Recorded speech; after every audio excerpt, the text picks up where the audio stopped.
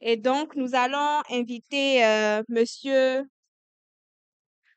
Didier, dès qu'il sera prêt, à nous donner des enseignements sur la maîtrise de l'art d'une présentation qui captive, convainc et motive. Et ensuite, nous aurons les apports des autres membres du jury. Donc, comme je viens de le dire, ils vont venir en termes de présentation et d'exposé, profiter pour faire des remarques à chaque groupe. Quels sont les manquements? Quelles sont les propositions? Et donc, nous allons profiter tous pour noter et apprendre de plus afin d'avoir une bonne prise de parole en public.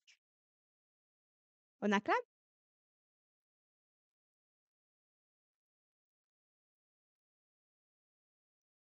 Alors, on va toujours attendre Monsieur DJ Nagé. Comme vous le savez, c'est un communicant hors pair. Il est écrivain et je profite pour faire sa pub parce qu'il a un livre, un recueil de poèmes que j'aime beaucoup, Vers de ma patrie. On a parlé ici de culture et patrimoine, donc je vous recommande à le chercher en librairie. Vous pouvez peut-être après prendre son contact pour profiter, acheter. C'est un cadeau que vous pouvez offrir à toute personne qui vient visiter le Togo parce que dedans, on parle de beaucoup de choses. On parle de Oleya, on parle du Togo, on parle du 27 avril, on parle de beaucoup de choses. Donc maintenant, je pense qu'il est prêt et on va l'acclamer et le recevoir ici.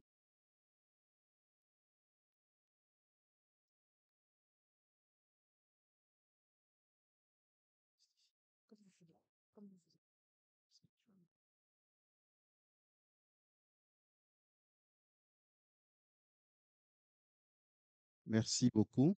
Merci Aïda. Merci cher André de nous avoir fait faire cet exercice cet après-midi. Je pense que aussi bien pour nous que pour les académiciens, c'est salutaire. Et je lisais tout à l'heure sur le kakemono, je pense que c'est sur celui-ci. euh, la prochaine génération est prête. Et je pense que c'est la vision qu'il a mis. C'est pas maintenant. Parce que ce qu'on est en train de faire, c'est d'apprêter la prochaine génération. Et je me rappelle que euh, lorsque j'étais plus jeune, parce que je le suis toujours, lorsque j'étais plus jeune, ces genres d'exercices, euh, je m'y prêtais beaucoup. Je les faisais beaucoup. Et quand je dis beaucoup, vraiment, c'est que à part les études, quand tu me vois, tu as l'impression que je travaillais, en fait. Parce qu'on s'occupait avec des activités de ce genre et ça nous formait. En fait, on ne savait même pas que ça nous formait. Ce qu'on faisait, c'est que on se donnait à ces genres d'activités, à ces genres d'exercices. Et voyez-vous, ce sont des, des choses qui ne trompent pas. Je parle sous le contrôle d'une voix autorisée, hein, Monsieur Patrick Amenda, que je salue. Je pense que euh, avant de devenir ce présentateur hors pair, je pense il a fait un parcours, il a fait un chemin. Et lorsque André a voulu qu'on parle de peut-être de ces éléments, comment on arrive à devenir un présentateur ou faire des discours de qualité.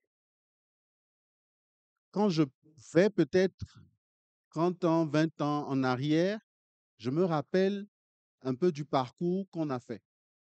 Je me rappelle par exemple que quand on était au collège, on avait créé une radio. Une radio. On avait pris des appareils comme ça. Et puis avec un ami, on avait mis une antenne. Et puis on captait ça, quoi. Je me rappelle même plus comment on avait fait, mais ça se captait quand même. Donc, on faisait des émissions, on s'amusait, on dit, bon, voilà, on anime une émission comme ça. Et ces genres d'activités, en réalité, ont forgé des choses. Et aujourd'hui, je peux me rappeler que ce sont des activités, ce sont des exercices qui nous ont permis, au fait, d'acquérir des compétences, d'acquérir des réflexes qui nous servent aujourd'hui. Je me rappelle aussi que au collège, justement, je dirigeais la troupe théâtrale. Et ce qu'on faisait aussi dans la troupe théâtrale, c'était beaucoup de jeux de rôle.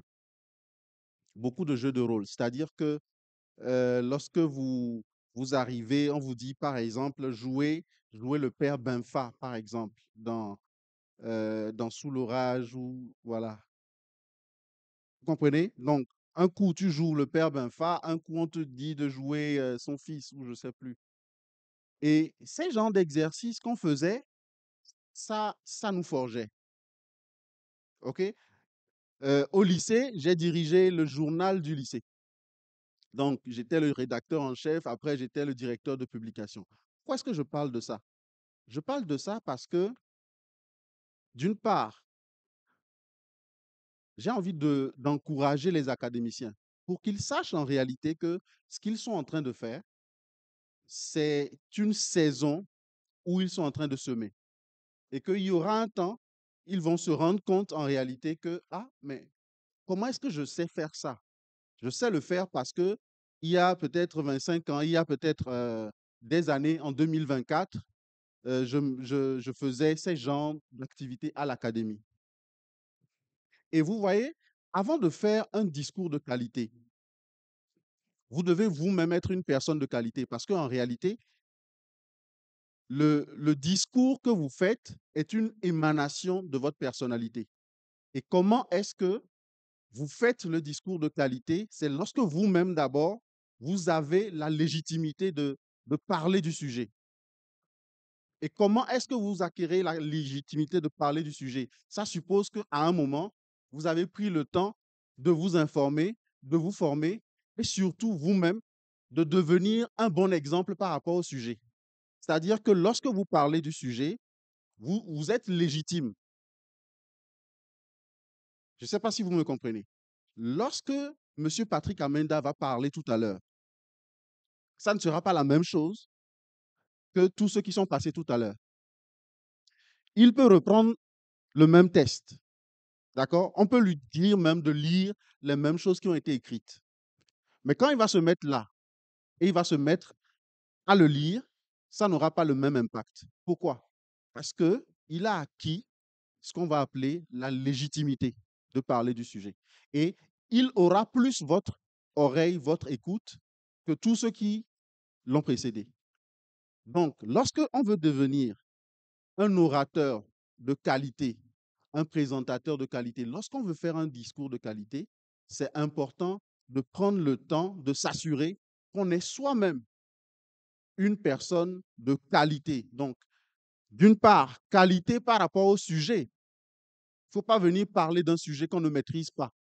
Donc, je profite en même temps aussi pour faire les observations parce que on peut remarquer à un moment que des gens font des présentations qu'ils ne maîtrisent pas.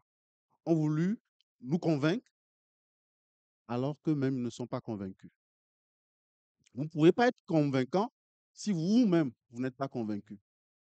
Il y a Boileau qui a dit, tout ce qui se conçoit bien s'énonce clairement. Donc, les gens, moi, j'ai cru à un moment qu'il y avait un monsieur là-bas, d'accord? Et quand les groupes arrivaient, il leur donnait leur présentation. C'était ça? Est-ce qu'il y avait un monsieur là-bas qui donnait les présentations aux gens pour dire, ah, toi, voici ta présentation. Et quand ils arrivent là, c'est là qu'ils découvrent. Parce que certains, ils avaient la mine de, est-ce que c'est la même présentation, est-ce que c'est la mienne ou bien c'est la présentation de quelqu'un d'autre? Il faut maîtriser votre sujet quand vous voulez en parler. Et ça demande du travail. Ça demande du travail parce que l'interlocuteur que vous avez en face de vous, vous avez le devoir de le convaincre. Et pour ça, vous devez avoir la légitimité. Donc, je ne vais pas revenir dessus, mais à chaque fois que vous aurez le rôle de quelqu'un qui doit aller parler d'un sujet, prenez le temps de maîtriser le sujet et faites les jeux de rôle.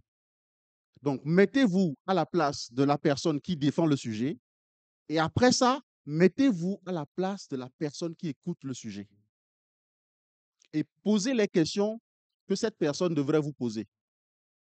Il y a un exercice qu'on faisait à la faculté, je pense que André l'aurait peut-être fait, avec des amis, en tout cas les camarades avec lesquels on était souvent. L'exercice qu'on faisait, c'était quoi? C'était de se contredire tout le temps. C'est-à-dire que vous pouvez me dire tout à l'heure que il y a M. Patrick Amenda ici, par exemple, et le principe de l'exercice, c'est que moi, je vous dis qu'il n'est pas là.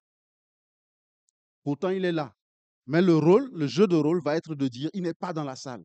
Donc ça vous pousse à chercher les arguments de tous les côtés pour dire non, il n'est pas là. Et ceux qui réussissaient à l'exercice, je les vois aujourd'hui, et ils ont acquis forcément une capacité oratoire très importante parce que ça vient de quelque part. Deuxième chose que je voudrais dire, c'est qu'il faut être aligné avec son discours. Être aligné avec son discours, c'est-à-dire que lorsqu'on vous regarde et qu'on regarde ce que vous dites, il doit y avoir une cohérence. Il doit y avoir une cohérence dans ce que vous, vous dites. Donc, une cohérence avec vous-même d'abord. Donc, c'est pour ça que je disais tout à l'heure, vous ne pouvez pas défendre un sujet quand vous-même, vous n'êtes pas convaincu. Si vous êtes convaincu du contraire, vous avez le droit de dire que vous pensez le contraire. Donc, être aligné, être en harmonie avec ce qu'on est en train de dire. Ça veut dire que il faut pouvoir dire ce qu'on fait et pouvoir faire ce qu'on dit après.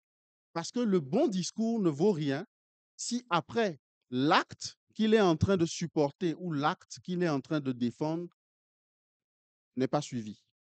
OK? Donc, c'est une chose importante que j'ai tenu à vous rappeler. L'alignement aussi, c'est lorsque vous prenez le parti, par exemple, d'une identité et que ce que vous dites finalement n'est pas en accord avec l'identité que vous réclamez. OK? Donc, moi, je me suis amusé, j'ai vu groupe Mandela, j'ai vu groupe Colibri, j'ai vu groupe Les Meilleurs, j'ai vu Zénith. Et puis après, je me demande, quand vous prenez le nom, qu'est-ce- pourquoi vous l'avez pris? Ça a quoi comme sens pour vous? Et quelles sont les conséquences qu'on peut tirer de ça? Quand vous dites vous êtes Mandela, est-ce que dans votre présentation, qu'est-ce qui nous... Est-ce que vous comprenez ce que je veux dire? Est-ce que l'équipe Mandela est là, par exemple? Ils sont là? Est-ce que vous me comprenez? Est-ce que vous me comprenez? Donc, il doit y avoir une harmonie, d'accord, entre l'identité de Mandela que vous réclamez sur votre groupe et ce que vous êtes en train de présenter. On doit sentir ça. Les colibris, on doit le sentir. OK? Et puis, je n'ai pas senti de créativité. J'ai pas... C'est important d'être soi-même. Quand je parlais de l'alignement, c'est ça. C'est-à-dire, c'est vous-même. Votre créativité doit ressortir de ce que vous êtes en train de dire. C'est-à-dire que quand vous parlez, vous savez, on n'a pas besoin d'une bouche pour parler.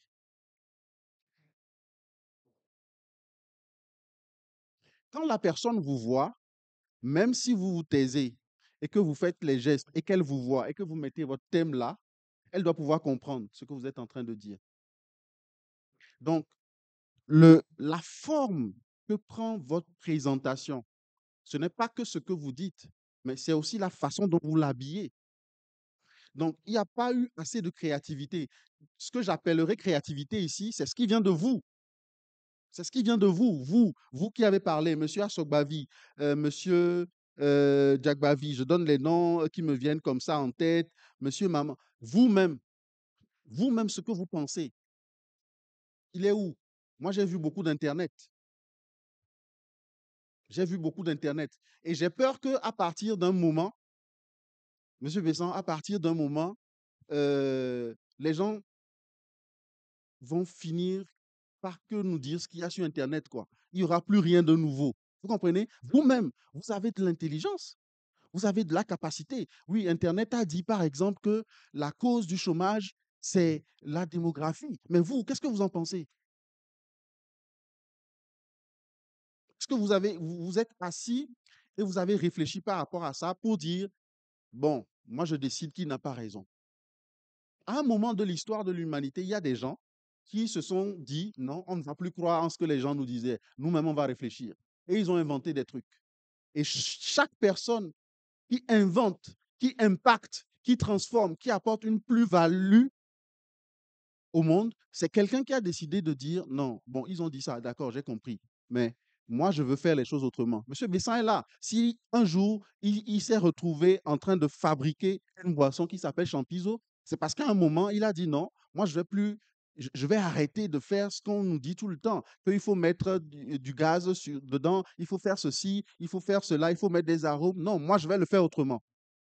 Donc, lorsque vous êtes dans un discours et vous vous adressez à un public, il est important que la substance même de vous, votre personnalité ressorte.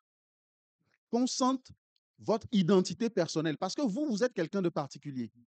Vous êtes différent des 8 milliards autres d'humains qu'il y a sur la Terre. Donc, votre identité ne doit pas se fondre, d'accord, dans un discours.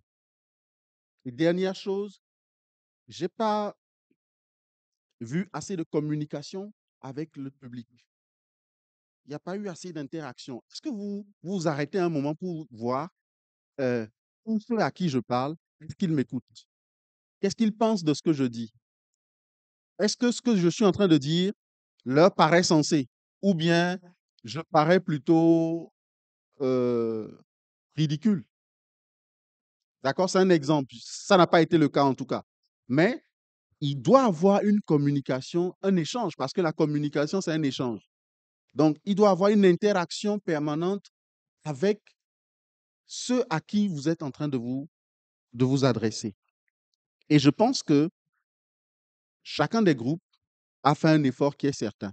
Dans certains groupes, oui, on a senti que, je vais utiliser un terme qui est commun, qu'il y a une minorité qui s'est accaparée du sujet. OK?